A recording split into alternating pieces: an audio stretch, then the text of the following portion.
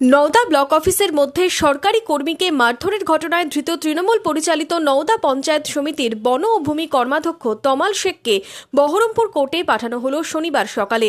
বৃহস্পতিবার অফিসের মধ্যে মারধরের অভিযোগ ওঠে ব্লকের ক্যাশিয়ার তন্ময় দাসকে।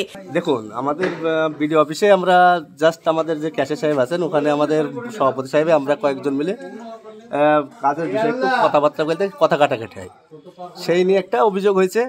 সেই অভিযোগের ভিত্তিতে তদন্ত সম্পর্কে আমি থানায় এসেছিলাম দেখা করতে। ওনারা আমাদের এগেস্টে একটা কমপ্লেন করছে, তাই আজকে এসেছি। এবার দেখা যাক আইন এর পদ্ধতিতে কী হয়, সেটা পরবর্তীগত কথা। কোনো পদক্ষেপ নেবেন কিছু না, যেভাবে আইন পদ্ধতি নেবে আইনগতভাবে সেভাবেই চলবে।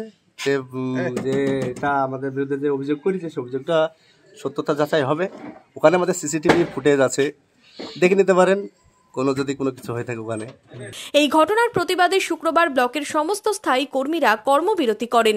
পুলিশের পক্ষ থেকে ধৃত কর্মাধ্যক্ষকে হেফাজতে চেয়ে কোর্টে আবেদন করা হচ্ছে বলে জানতে পারা যাচ্ছে।